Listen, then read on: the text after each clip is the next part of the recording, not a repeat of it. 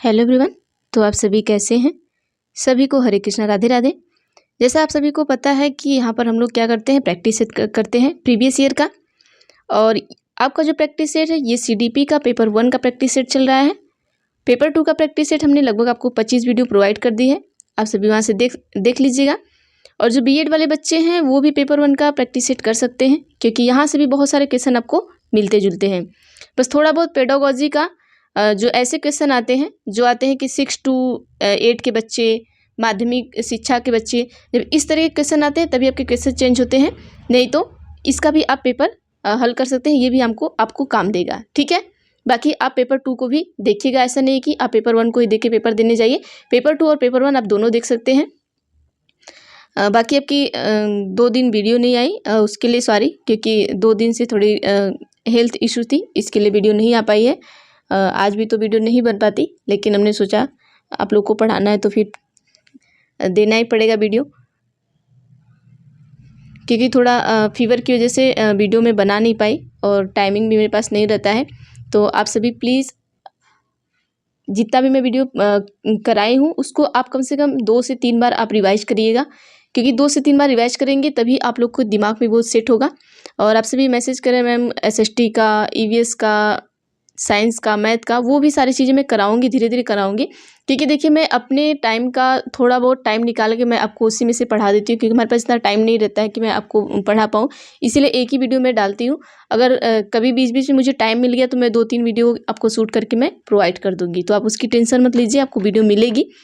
तो चलिए हम देखते हैं, क्वेश्चन नंबर 16 से स्टार्ट करते हैं। 15 तक हमने पढ़ लिया था। जो पुराने बच्चे उन्हें पता है कि प्रैक्टिस सेट कैसे करते हैं, जो नए बच्चे हैं अभी जुड़ रहे हैं उनको बता देना चाहते हैं कि आप जब भी प्रैक्टिस सेट किया करिए एक पेन कॉपी लेकर बैठा करिए, नंबरिंग क्या करिए। जैसे आज हम क्वेश्चन नंबर 16 से पढ़ा रहे हैं तो आप 16, 17, 18 इस तरीके से नंबरिंग करेंगे। और क्वेश्चन का आंसर पहले आप खुद से देंगे, जब मैं उत्तर बताती हूँ तो उत्तर आप देखा करिए, उत्तर से अगर आपका सही आता है तो सही करिए, गलत आता है गलत करिए। लास्ट में काउंट करिए कि आपने कितना नंबर गेन किया है। आप 12 से 13 नंबर अगर गेन करते हैं तो समझिए आपकी जो तैयारी है वो ठीक ठाक चल रही है। तो चलिए यहाँ पर स्टार्ट करते हैं। जैसा कि आप सभी को न्यूज़ भी आ रहा है कि टीआरई जो आपका बीपीएससी है, बीपीएससी का आपका टीआरई 5 भी आने वाला है, ठीक है। देखिए एक कंफर्म नहीं है कि आने वाला है, लेकिन हाँ अगर सुगबुगाहट हो रही है तो हो सकता है आ भी सकता है। तो आप सभी बढ़िया से तैयारी कीजिए। और अगर इस बार वाले जो सीटेट के बच्चे हैं आप बढ़िया से तैयारी करेंगे तो अगस्त वाले में आप एलिजिबल हो जाएंगे, क्योंकि अभी आपका जुलाई में पेपर होगा और अगस्त में आपका जुलाई में सीटेट होगा, अगस्त में आपका बीपीएससी होगा। तो जो जुलाई का सीटेट है वो 7 तारीख को आपका ख़त्म हो जाएगा। तो ये लोग देखिए कन्फर्म है, ये आपको फॉर्म भरवाएंगे। आपको लगता होगा कि नहीं हम उसमें एलिजिबल नहीं हो पाएंगे, लेकिन आप देखिएगा इस बार भी बच्चों के साथ वही हुआ था टीआरई 3 वालों के पास, क्योंकि इतना जल्दी कभी भी सीटेट का रिजल्ट आता नहीं है। जिस हिसाब से इस बार आया था कि 15 से 20 दिन के अंदर सब कुछ देख के वो खाली हो गए थे। तो उनको अपना देखिए बीपीएससी वालों को अपना ये उनको चाहिए, बच्चे चाहिए उनको, क्योंकि अगर बच्चे नहीं मिलेंगे, वो फॉर्म नहीं डालेंगे तो उनकी कमाई नहीं हो पाएगी। तो उस तरीके से आप अगर करते हैं वो उस तरीके से आपका, जैसे इस तरीके से बता दें एक तरीके से, मतलब हाँ जैसे देखिए जो सीटेट था, सीटेट जिस तरीके से सीटेट वालों का कर दिया था उन लोगों ने, उस तरीके से आपका भी कर देंगे। तो आप टेंशन मत लीजिए, आप सभी तैयारी करिए बस और बढ़िया से तैयारी करिए। इसके साथ साथ हम आपको बता देना चाहते हैं कि आप सभी देखिए 6 से 7 घंटे, 4 से 5 घंटे आप सीटेट को पढ़िए। उसके बाद आप अपना जीएस जीके हुआ, इन सब सारी चीज़ों को भी मजबूत करिए। और जो बच्चे जैसे कि जो एसएसटी पढ़ते हैं वो आप क्या करिए, एसएसटी वाले बच्चे आप ऐसा डीप पढ़ो कि आपको सीटेट में भी काम दे दे, और आप एसएसटी से हैं तो आप बीपीएससी का भी एग्जाम देने जाए तो उसमें भी काम दे दे। तो इस तरीके से पढ़ाई करिए, कम से कम आप 10 से 12 घंटे पढ़िए। नहीं 12 घंटे हो पा रहा है तो 10 घंटे तो आप पढ़िए ही पढ़िए, ये फिक्स है, ठीक है। चलिए क्वेश्चन देखते हैं, बहुत ज़्यादा टाइम नहीं लेना है, 4 मिनट हो गए। चलिए क्वेश्चन है आपका कि पियाजे के संज्ञानात्मक विकास के चरणों के अनुसार इंद्रिय गामक संवेदी प्रेरक अवस्था किसके साथ संबंधित है। ऑप्शन 1 है सामाजिक मुद्दों से सरोकार, 2 है अनुकरण स्मृति और मानसिक निरूपण, 3 है तार्किक रूप से समस्या समाधान की योग्यता, 4 है विकल्पों के निर्वचन और विश्लेषण की योग्यता। तो उत्तर दीजिएगा क्या होगा आप सभी। देखिए इंद्रिय गामक अवस्था कौन सी होती है, जब बच्चा छोटा होता है, जब जन्म लेता है, जन्म से 2 वर्ष तक, जब वो अपने इंद्रियों के इशारों से आपको काम करवाता है, ठीक है। भूख लगती है तो रोना स्टार्ट कर देता है, या फिर इस तरीके से भूख लगती तो उंगली को अपने मुंह में डालना स्टार्ट कर देता है, या फिर आपको पकड़ के ऐसे खींचेगा, उसको भूख लगेगी, माँ को पकड़ के खींचता है, तो वो बोल नहीं पाता, लेकिन वो अपने इंद्रियों की सहायता से आपको क्या करता है कि इशारे करता है। तो वही अवस्था यहाँ पर ये बताया गया है कि अवस्था किसके साथ संबंधित है। उत्तर ये बताना आपको। तो देखिए हम देख लेते हैं क्वेश्चन नंबर 16 का जो उत्तर होगा आपका ऑप्शन नंबर 2 होगा, अनुकरण, स्मृति और मानसिक निरूपण। जैसे हमने आपको बताया कि इसमें क्या होता है, अनुकरण करता है बच्चा, स्मृति और मानसिक निरूपण, वो अपने दिमाग से चीज़ों को क्या करता है, मतलब उनको बस ये समझ लीजिए इंद्रिय गामक में बच्चे होते हैं। आप देखते होंगे आपके यहाँ बच्चे होते हैं, अगर आप उन्हें दूध पिला रहे हैं और दूध का बॉटल नीचे गिर जाता है तो वो कहते नहीं कि मुझे दूध पीना, मुझे भूख लगी, उठा के दीजिए, वो रोना स्टार्ट कर देते हैं। तो बच्चे अपने इंद्रियों के सहारे से काम कर रहे हैं, ठीक है। तो वही यहाँ पर इंद्रिय गामक हो गया या संवेदी प्रेरक हो गया, ठीक है। अब आइए अगला क्वेश्चन हम देखते हैं, क्वेश्चन नंबर 17। देखिए क्वेश्चन आपका कठिन नहीं होता, बस क्वेश्चन को आप समझने की कोशिश करिए, अपनी भाषा में समझने की कोशिश करिए। बाकी अगर किताबी भाषा में समझेंगे और किताबी भाषा में आपको समझाएंगे तो चीज़ें नहीं समझ में आएंगी। क्वेश्चन है 17 की कोहल वर्ग के अनुसार शिक्षक बच्चों में नैतिक मूल्यों का विकास कर सकता है। ऑप्शन 1 है कैसे व्यवहार किया जाना चाहिए, इस पर कठोर निर्देश देकर। 2 है धार्मिक शिक्षा को महत्व देकर। 3 आपका है कि व्यवहार के स्पष्ट नियम बनाकर। 4 है नैतिक मुद्दों पर आधारित चर्चाओं में उन्हें शामिल करके। उत्तर बताइएगा। देखिए आप सभी वीडियो देखते हैं तो आप सभी अपने फेसबुक पर, व्हाट्सएप पर और जो भी आप सोशल मीडिया में जहाँ से भी आप अटैच हैं वहाँ पर प्लीज़ शेयर कर दिया करिए, ताकि ये वीडियो ज़्यादा से ज़्यादा तक लोगों तक पहुँच पाए। चलिए उत्तर बताइएगा आप सभी। तो चलिए क्वेश्चन नंबर 17 का हम सही उत्तर देख लेते हैं। हमारा देखिए कोहल वर्ग के अनुसार क्या पूछा है, नैतिक मूल्य का विकास कर सकता है बच्चा शिक्षक बच्चों में, ठीक है। आप शिक्षक हैं, आप क्या हैं, शिक्षक हैं, आप बच्चे को देख लीजिए। अब कोहल वर्ग के अनुसार आपको करना है, जब कोहल वर्ग के अनुसार आप नैतिक मूल्यों का विकास करेंगे तो कैसे करेंगे, तो ऑप्शन नंबर 4 सही होगा इसका, कि नैतिक मुद्दों पर आधारित चर्चा में उन्हें शामिल करके। कोहल वर्ग का जो सिद्धांत है वो क्या है, नैतिकता का सिद्धांत है, ठीक है। कोहल वर्ग आ गया, नैतिकता दिखा आपको, यहाँ दिख गया, ऑप्शन नंबर 4 लगा दीजिए, अब याद रहेगा आपको, ठीक है। चलिए अगला क्वेश्चन देखते हैं। चीज़ों को समझने की कोशिश करिए, आप रटेंगे तो नहीं आएगा। कोहल वर्ग का नैतिक का सिद्धांत हो गया, नैतिकता हमें दिख गया, नैतिकता मुद्दा दिख गया, ऑप्शन नंबर 4 हमने लगा दिया। अब आइए अगला क्वेश्चन देखते हैं हम, क्वेश्चन नंबर 18।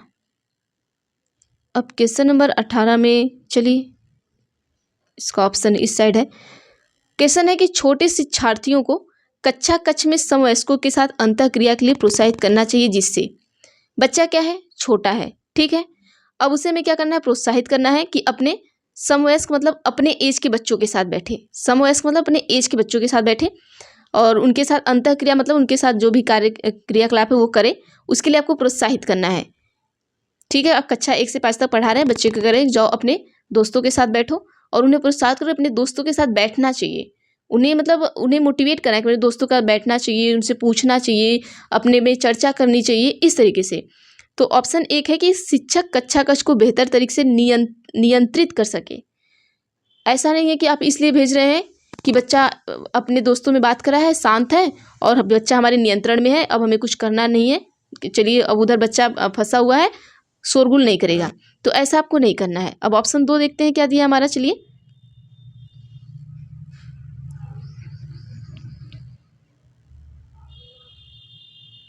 देखिए ऑप्शन 2 है कि वे एक दूसरे से प्रश्न के उत्तर सीख सके, कुछ हद तक ठीक है, बट देखते हैं आगे ऑप्शन देखते हैं। पाठ्यक्रम को बहुत जल्दी पूरा किया जा सके, बिल्कुल नहीं, ऐसा नहीं करेंगे हम। वे पढ़ने के दौरान सामाजिक कौशल सीख सके। देखिए उत्तर ये भी हो सकता है, उत्तर ए भी हो सकता है, लेकिन प्रश्नों के उत्तर सीख सके, बस प्रश्नों के उत्तर सीखने के लिए आप नहीं भेजेंगे, वो तो आप भी सिखा सकते हैं, ठीक है। तो इससे ज़्यादा स्ट्रांग हमारा सही उत्तर क्या लग रहा है, इससे ज़्यादा स्ट्रांग हमारा ऑप्शन 4 लग रहा है कि वे पढ़ने के दौरान सामाजिक कौशल सीख सके। क्योंकि बच्चा देखिए अलग अलग घर से आता है, अलग अलग माहौल से आता है, बच्चे बच्चों से ही सीखते हैं। कभी हो सकता है बच्चा कुछ चीज़ें नहीं जानता हो, अगर बच्चा समझ जाइए इसको क्या है, ये मान लीजिए अमरूद है, बच्चा अमरूद के बारे में नहीं जानता है, ठीक है। अब दूसरा बच्चा उसको बताएगा कि देखो ये हमारे घर होता है, ये अमरूद है। अगला बच्चा हो सकता है कि वो केले के बारे में नहीं जानता है, तो दूसरा बच्चा बताएगा कि देखो ये हमारे घर पे होता है, ये क्या है, केला है। ठीक है, तो इस तरीके से बच्चे एक दूसरे से समझेंगे, सामाजिक तरीके से, और सामाजिक कौशल भी सीखेंगे कि उनके घर में कैसी माहौल है, क्या है चीज़ें। वो एक अटैचमेंट होता है बच्चों का, तो वो उस तरीके से बच्चा आपस में सीख सकता है। अगला क्वेश्चन चलिए देखते हैं। इसलिए हमें बच्चों को क्या करना है, समवयस्कों के साथ बैठाना है। अब ये देखिए, इसका क्वेश्चन इतना ऑप्शन बड़ा बड़ा रहता है कि फिर चलिए, आई होप आपको दिख रहा होगा। क्वेश्चन नंबर 19 देखते हैं। क्वेश्चन है कि जब एक निर्योग्य बच्चा पहली बार विद्यालय आता है तो शिक्षक को क्या करना चाहिए। ऑप्शन ए है कि प्रवेश परीक्षा लेनी चाहिए। 2 है कि बच्चे की निर्योग्यता के अनुसार उसे विशेष विद्यालय में भेजने का प्रस्ताव देना चाहिए। 3 है कि उसे अन्य विद्यार्थियों से अलग रखना चाहिए। 4 है सहकारी योजना विकसित करने के लिए बच्चे के माता पिता के साथ चर्चा करनी चाहिए। Question number 19।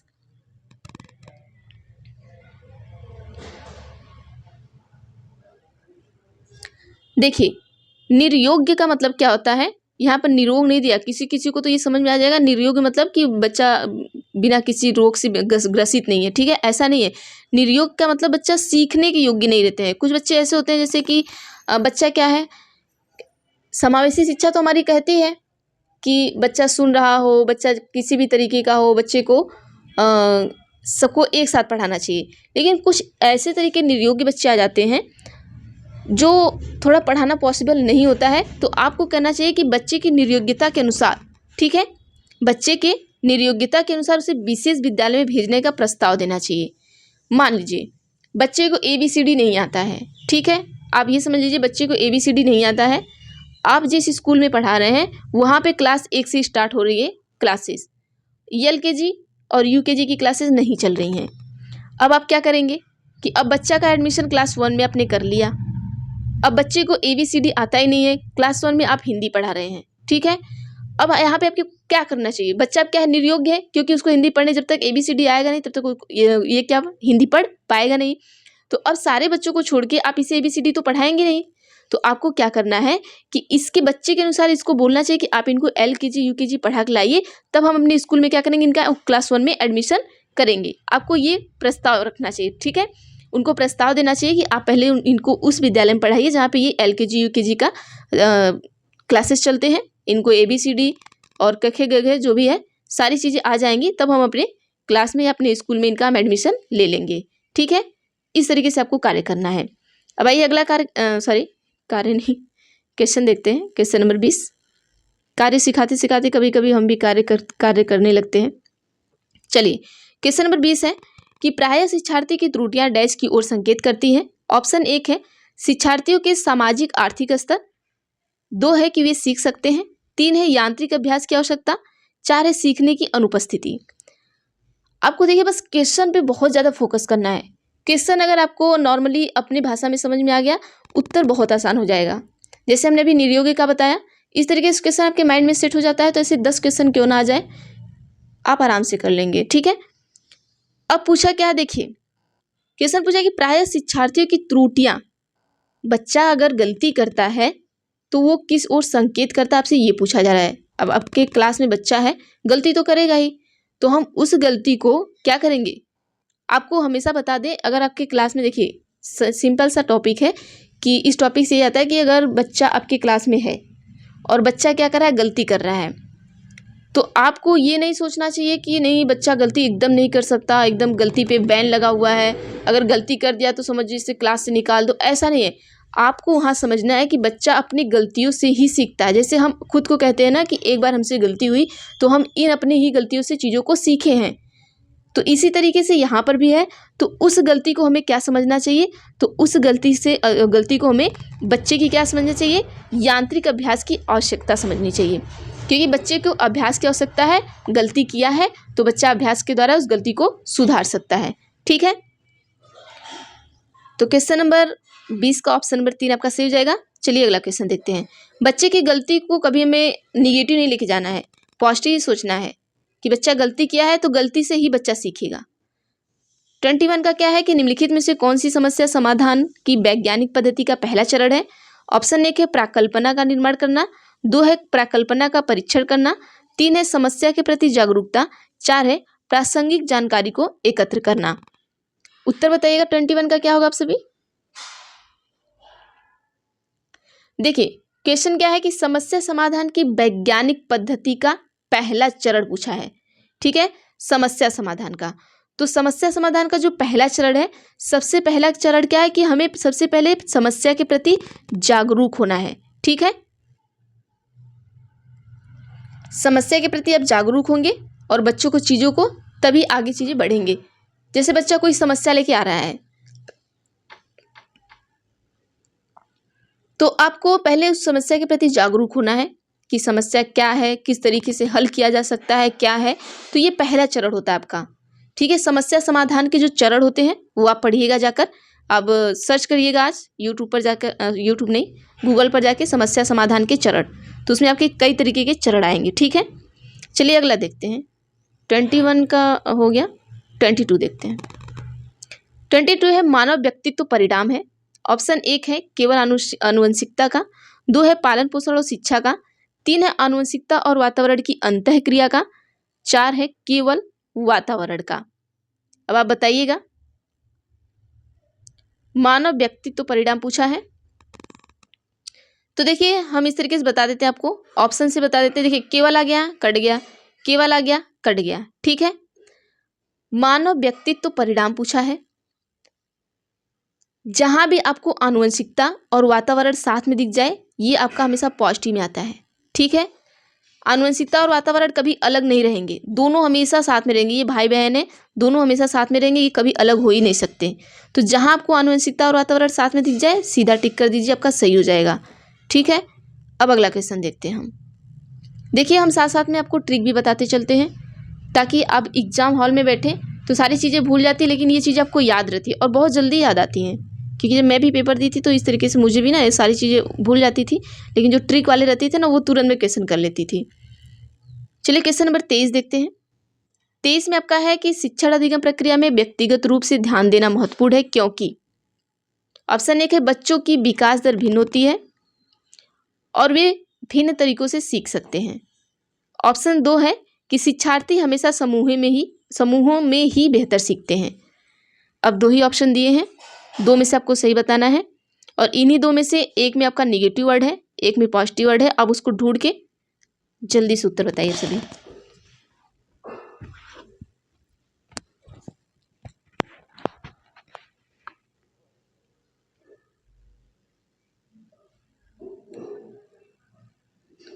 चलिए देखते हैं क्वेश्चन नंबर 23। अब हम उत्तर बता देते हैं। देखिए में भी ही आ गया ना, आपको हम बताए थे केवल ही में भी, मतलब इस तरीके जबरदस्ती वाली बात करें तो समझिए वो निगेटिव है, हो ही सकता है। मतलब अगर हमने कह दिया कि ये चीज़ें हो सकती हैं तो ठीक है, अगर हमने कह दिया कि ये चीज़ें हो ही सकती हैं तो यहाँ क्या गया, जबरदस्ती वो हमें प्रेशर किए जा रहा है कि नहीं ये चीज़ें है ही। तो ऐसी चीज़ आ जाए वो निगेटिव जगह तुरंत उसको गलत कर दीजिए। ठीक है, आप सभी को पता है बच्चे का जो विकास दर होता है अलग अलग होता है और वे भिन्न तरीके से सीखते हैं। जैसे आप हैं, आपके दोस्त हैं, वो 5 फीट 2 इंच के होंगे, आप 5 फीट 4 इंच के होंगे। हो सकता है वो आपसे 2 kg ज़्यादा वेट होगा उनका, हो सकता है कि आप उनसे 2 kg कम होंगे। तो अलग अलग तरीका है ना, और भिन्न तरीका सीखने का भी होता है। हो सकता है कि वे किसी भी प्रश्न को, जैसे हम आपको बता रहे हैं प्रश्न, हो सकता है कि वो आप केवल ट्रिक से ही सीखते हैं, हो सकता है कि वो ट्रिक से और इन दोनों से सीखते हैं, हो सकता है आप केवल ट्रिक से सीख सकते हैं। तो दोनों यही देखिए, यही क्वेश्चन में पढ़ा रही हूँ, यही चीज़ें आप और आपके दोस्त अलग अलग तरीके से समझेंगे, एक ही तरीके से आप दोनों को नहीं समझ में आएगा। तो वही चीज़ें होती हैं कि वे भिन्न तरीके से सीख सकते हैं। ठीक है, तो ऑप्शन नंबर 1 सही कर लीजिए। अब आइए 24 पर चलते हैं हम।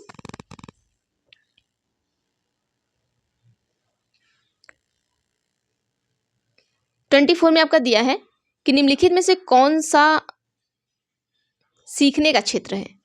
ऑप्शन 1 है कि व्यावसायिक, 2 है आनुभविक, 3 है भावात्मक, 4 है आध्यात्मिक। तो चलिए इसका उत्तर बता देते हैं। देखिए भावात्मक, भावनाओं से आप सीखेंगे? बिल्कुल नहीं। क्या व्यवसाय से आप सीखेंगे? बिल्कुल नहीं। आध्यात्म मतलब पूजा पाठ करके आप चीज़ों को क्या करेंगे? ये सीखने का क्षेत्र है? नहीं। आनुभविक, आप अनुभव से चीज़ों को सीखते हैं। जब आपके पास अनुभव रहेगा तभी आपका अध्यात्म भी काम करेगा, व्यवसाय भी, और भावनात्मक चीज़ें भी आपकी काम करेंगी। तो सबसे बड़ा महत्व किसका है? अनुभव का है। चलिए अगला देखते हैं। अगला क्वेश्चन है आपका 25। देखिए, आप सभी एग्ज़ाम टाइम अपना एग्ज़ाम पढ़ने ज़्यादा, आप सबसे ज़्यादा अपने स्वास्थ्य पे ख्याल रखिएगा, क्योंकि इस टाइम आपका स्वास्थ्य आपके लिए बहुत ज़रूरी होता है।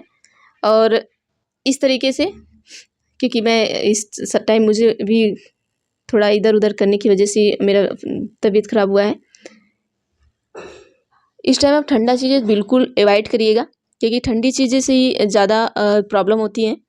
और वही वजह है कि आज इस तरीके से, क्योंकि मैंने भी कुछ ठंडी चीज़ें ऐसे खा ली थी, शायद उस वजह से मुझे फीवर आ गया है। तो आप लोग थोड़ा अवॉइड करिएगा एग्ज़ाम तक, क्योंकि देखिए एग्ज़ाम तक नॉर्मल खाना खाइए, नॉर्मल चीज़ें, क्योंकि अब ज़्यादा से ज़्यादा बचने को, क्योंकि 1-2 दिन तबीयत ख़राब होने से सारी चीज़ें क्या होती है ना, आपका टाइम टेबल, हर चीज़ें एकदम चेंज हो जाती हैं। तो आप ज़्यादा से ज़्यादा अपने हेल्थ का ध्यान रखिए, क्या खाना है क्या नहीं, खाने पीने पर तो बहुत ज़्यादा ध्यान रखिएगा। मैं बहुत ज़्यादा रखती हूँ, लेकिन तो गलती से दोस्तों के साथ जाने की वजह से थोड़ा ठंडा चीज़ें खाने की वजह से हो गया। चलिए क्वेश्चन नंबर 25 देखते हैं। 25 है कि जब बच्चा कार्य करते हुए ऊबने लगता है तो यह इस बात का संकेत है कि ऑप्शन 1 है बच्चों को अनुशासित करने की ज़रूरत है, 2 है संभवतः कार्य यांत्रिक रूप से बार बार हो रहा है, 3 है बच्चा बुद्धिमान नहीं है, 4 है बच्चे में सीखने की योग्यता नहीं है। उत्तर बताएंगे। क्वेश्चन आप ध्यान से पढ़िए। आप क्लास में पढ़ा रहे हैं, ठीक है, बच्चा क्या कर रहा है? ऊबने लग रहा है। आप अपने को टीचर समझ के क्वेश्चन को पढ़िएगा, ठीक है। आप अपने को अभी से टीचर समझ लीजिए। जब तक आप टीचर नहीं समझेंगे खुद को, तब तक आप उत्तर नहीं दे पाएंगे, ठीक है। आप क्या हैं? टीचर हैं, बच्चे को पढ़ा रहे हैं, बच्चा क्या ऊबे जा रहा है। तो क्या संकेत हो सकता है इसका? आपको पहचानना है कि बच्चा का ऊबन का रीजन क्या है, आपको ये बताना है, ठीक है। तो बच्चे के ऊबने का रीजन क्या हो सकता है? तो वो किसी चीज़ को आप बार बार कर रहे हैं, तभी बच्चा क्या है? ऊब रहा है। क्योंकि आप क्या कर रहे हैं, अब जैसे मान लीजिए आपने टेंस पढ़ा दिया क्लास में, ठीक है। अब टेंस को पढ़ाते पढ़ाते ही कम से कम आप उसी चीज़ को 10 बार रटाया जा रहा है। अब बच्चे को टेंस समझ में आ गया है, फिर भी आप टेंस ही रोज आके पढ़ा रहे हैं, बार बार उसी चीज़ को पढ़ा रहे हैं, तो बच्चा क्या होगा? ऊबने लगेगा। अगर आप कोई सीरियल देख रहे हैं या कोई फिर मूवी देख रहे हैं, आपको एक ही मूवी को हम रोज़ रोज़ दिखाएं तो आपका इंटरेस्ट होगा, ख़त्म हो जाएगा इंटरेस्ट। अरे क्या है, बार बार तो यही रोज़ देखते हैं। तो इसी तरीके से बच्चा है, वो उबने लगता है, तो मतलब है कि वो चीज़ें बार बार हो रही हैं। चलिए अगला क्वेश्चन देखते हैं। क्वेश्चन नंबर 26 है कि शिक्षा के संदर्भ में सामाजिकरण से तात्पर्य है। सामाजिकरण पॉइंट इसको पकड़िएगा। ऑप्शन 1 है सामाजिक मानदंडों का सदैव अनुपालन करना, 2 है अपने सामाजिक मानदंड बनाना, 3 है कि समाज में बड़ों का सम्मान करना, 4 है सामाजिक वातावरण में अनुकूलन और समायोजन। 26 का बताइएगा क्या होगा। चलिए, समाजीकरण का मतलब पूछा आपसे। समाजीकरण का मतलब आप याद कर लीजिए, और कहीं भी आपको समाजीकरण से तात्पर्य या समाजीकरण का मतलब पूछे तो हमेशा आपको उत्तर देना है कि सामाजिक वातावरण में अनुकूलन और समायोजन, ये हमारा क्या है? समाजीकरण होता है। समाजीकरण होता है क्या है? सामाजिक वातावरण में अनुकूलन, मतलब आप समाज में किस तरीके से रह रहे हैं, किस तरीके से चीज़ों को आप एडजस्ट कर रहे हैं, वही आपका क्या है, और किस तरीके से आप उसमें समायोजित हो चुके हैं चीज़ों को एडजस्ट करके, ये आपका समाजीकरण है। जैसे देखिए, आप जिस माहौल में रहते हैं, आपके आसपास का माहौल जो है, आप उसे एक्सेप्ट कर लिए हैं और आप उसी तरीके से वहाँ पे आप रहते हैं, वही आपका समाजीकरण है, ठीक है। मैं जिस माहौल में रहती हूँ, मैं उस चीज़ों को एक्सेप्ट कर ले ली हूँ, मैं उस तरीके से रहती हूँ। अभी देखिए, अगर मैं आपके माहौल में जाऊँ तो थोड़ा हमें वो अनुकूलन और समायोजन करना थोड़ा मेरे लिए मुश्किल होगा। आप मेरे समाज में आए, आपको वहाँ थोड़ा मुश्किल होगा। तो इस तरीके से थोड़ा चीज़ें हैं। जैसे देखिए, अगर हम गांव से बिलोंग करते हैं तो मैं एक तरीके से आपको बताती हूँ। अगर हम गांव में बिलोंग करते हैं तो वहाँ पे क्या है कि हम क्या करते हैं, सूट वगैरह पहनेंगे, कपड़ों को लेके चलते हैं, क्योंकि आजकल कपड़ों पे बहुत ज़्यादा इशू हो रहे हैं। सूट वगैरह पहनते हैं, और क्या पहनते हैं, मान लीजिए सूट वगैरह पहनते हैं, इस तरीके से कपड़े पहनते हैं, तो हम उसको एडजस्ट कर लिए हैं। दोबारा हमें कहीं सूट पहनना होगा तो हमें बिल्कुल भी उसके लिए कोई प्रॉब्लम नहीं होगी। आप अगर यही कहीं और रह रहे हैं शॉर्ट्स कपड़े पहन रहे हैं या फिर अलग अलग तरीके के कपड़े पहन रहे हैं, तो आप उन चीज़ों को, अगर आपको हम अचानक से सूट पहनाना स्टार्ट कर दें तो आप समायोजित नहीं कर पाएंगी। तो इसीलिए थोड़ा जो समाजीकरण हमारा है, थोड़ा उसमें ढलना, चीज़ों को करना थोड़ा मुश्किल होता है। तो सामाजिक वातावरण में अनुकूलन और समायोजन ही आपका क्या है, समाजीकरण है। ठीक है, चलिए अगला क्वेश्चन देखते हैं, समाजीकरण है क्या, आपको पता चल गया। 27 आइए देखते हैं। 27 क्या कह रहा है आपसे कि निम्नलिखित में से कौन सा विकास का सिद्धांत है। सिद्धांत पूछा है विकास का। ऑप्शन एक है कि विकास की सभी प्रक्रियाएं अंतः संबंधित नहीं है। 2 है सभी की विकास दर समान नहीं होती हैं। 3 है विकास हमेशा रेखीय होता है। 4 है यह निरंतर चलने वाली प्रक्रिया नहीं है। 27 का आप सभी बताइए उत्तर क्या होगा। चलिए देखते हैं। अभी हमने आपको बताया कि विकास की जो प्रक्रिया होती है भिन्न भिन्न होती है। आपका विकास अलग तरीके से हो रहा है, आपके दोस्त का विकास अलग तरीके से हो रहा है, आप चीज़ों को अलग तरीके से समझ रहे हैं, आपका दोस्त अलग तरीके से समझ रहा है। ठीक है, सबसे अच्छा इसका उदाहरण है, जैसे देखिए आप हैं, आपकी फ्रेंड है। ठीक है, यहाँ हम समझा देना चाहते हैं आपको, आप कभी नहीं भूलेंगे। ऑप्शन नंबर 2 सही करिएगा कि सभी की विकास दर समान नहीं होती। कैसे समान नहीं होती है, जैसे मान लीजिए ये आप हैं, ठीक, समझ जाइए मेरी ये पेंटिंग बहुत अच्छी नहीं है, और ये आपकी क्या है, फ्रेंड है। यहाँ फिर से बना देते हैं आपको, ये आप हैं। देखिए मेरी जो पेंटिंग ना बहुत अच्छी नहीं है, तो समझ जाइएगा। यहाँ से ये इस तरीके से समझिए, ये अपने टाई बेल्ट वगैरह जो भी लगाए हैं, और ये आपकी फ्रेंड है। तो हम आपको विकास दर समझाना चाहते हैं। ठीक है, अब इनको आप समझाएंगे, कोई भी चीज़ आप समझाएंगे तो जस्ट ये आपको उल्टा इसका समझाती हैं। तो क्या हुआ, आपका दिमाग अलग काम कर रहा है, इनका दिमाग अलग काम कर रहा है। आप इन्हें समझाएंगे कि जीन पियाजे ने कौन सा सिद्धांत दिया था, तो ये कहेंगे नहीं, कोहलबर्ग ने कौन सा सिद्धांत दिया था। आप इन्हें समझाइए कि समावेशी शिक्षा क्या होता है, तो ये आपको समावेशी कक्षा समझाने लगेंगी। तो हमेशा ये चीज़ें उल्टा चलती हैं। तो आपका विकास अलग ही वे में जा रहा है, इनका विकास अलग ही वे में जा रहा है। तो आप समझ सकते हैं कि जो विकास की जो दर होती है वो समान नहीं होती है। ठीक है, एक तरीके से आपको समझ में आ गया होगा कि आपका विकास अलग ही हुआ है, आपका माइंड अलग चल रहा है, इन मैडम का माइंड अलग चल रहा है। ठीक है, तो आप इस तरीके से समझ सकते हैं जो विकास की दर होती है वो समान नहीं होती है, अलग अलग होती है। आप में अलग है, इनके में अलग है। अगर आप कह रहे हैं कि कोहलबर्ग ने नैतिकता का विकास दिया है, तो ये ज़बरदस्ती कहेंगी नहीं, समाजीकरण का विकास, समाजीकरण का सिद्धांत दिया है, तो उल्टा ये बोलेंगी। तो इस तरीके से आप में अलग विकास दर चल रहा है, इनके में अलग विकास दर चल रहा है। ठीक है, तो इसीलिए ना आपका विकास दर समान है, ना मैडम के आपका विकास दर समान है, ना आपके दोस्तों का विकास दर समान है, किसी का भी नहीं है। कोई भी इंसान हो, किसी का विकास दर समान नहीं है। और आप अलग तरीके से सीखे हैं, ये अलग तरीके से सीखी हैं। आप अलग तरीके से सीखे हैं, तभी तो आप कह रहे हैं कोहलबर्ग ने नैतिकता का सिद्धांत दिया। ये मैडम पता नहीं कहाँ से सीख के आए, तभी कह रही नहीं, कोहलबर्ग ने समाजीकरण का सिद्धांत दिया। अब इनको जाके समझाइएगा आज कि कोहलबर्ग ने कौन सा सिद्धांत दिया है।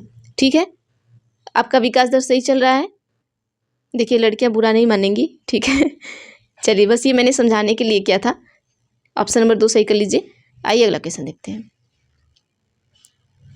क्वेश्चन नंबर 28 आपका पूछा गया है कि मानव विकास को क्षेत्र में विभाजित किया जाता है, जो ऑप्शन 1 है शारीरिक, आध्यात्मिक, संज्ञानात्मक और सामाजिक। 2 है शारीरिक, संज्ञानात्मक, संवेगात्मक और सामाजिक। 3 है संवेगात्मक, संज्ञानात्मक, आध्यात्मिक और सामाजिक मनोवैज्ञानिक। 4 है मनोवैज्ञानिक, संज्ञानात्मक, संवेगात्मक। उत्तर बताइएगा क्या होगा। अच्छा इसमें और भी है, और शारीरिक चौथे में देख लीजिएगा। अब देखिए हमने आपको निगेटिव पॉइंट बताया था, मानव विकास के क्षेत्र में विभाजित किया जाता है। विकास को विभाजित करने के लिए हमने निगेटिव पॉइंट क्या बताया था आपको, इसमें से कोई दिख रहा है, जहाँ जहाँ आपको अध्यात्म दिख रहा है उसको तुरंत काटिए आप, क्योंकि हमने बताया था जो विकास वो अध्यात्म से बिल्कुल नहीं होगा। आध्यात्मिक है, हटाइए इनको, आध्यात्मिक है, हटाइए इनको।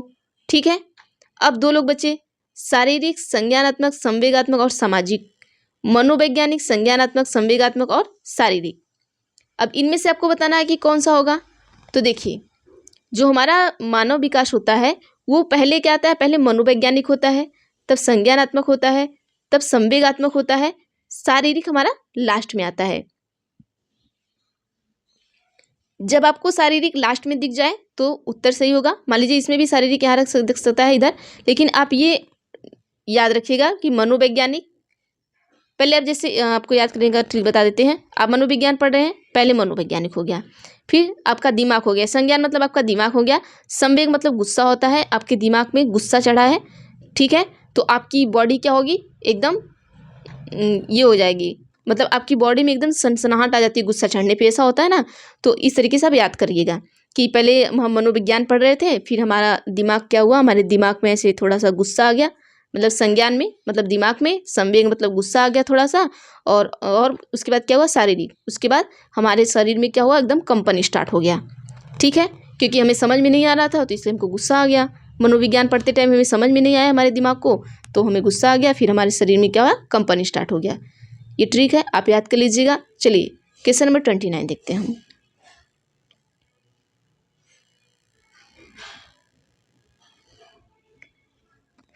क्वेश्चन पूछा है कि एक शिक्षिका पाठ्यपुस्तक और फल सब्जियों के कुछ चित्रों का प्रयोग करती हैं और अपने विद्यार्थियों से चर्चा करती हैं कि विद्यार्थी इस जानकारी को अपने पूर्व ज्ञान से जोड़ते हैं और पोषण की संकल्पना को सीखते हैं। यह उपागम डैश पर आधारित है। ऑप्शन 1 है ज्ञान के निर्माण, 2 है अधिगम के शास्त्रीय अनुबंधन, 3 है पुनर्बलन के सिद्धांत, 4 है अधिगम के सक्रिय अनुबंधन।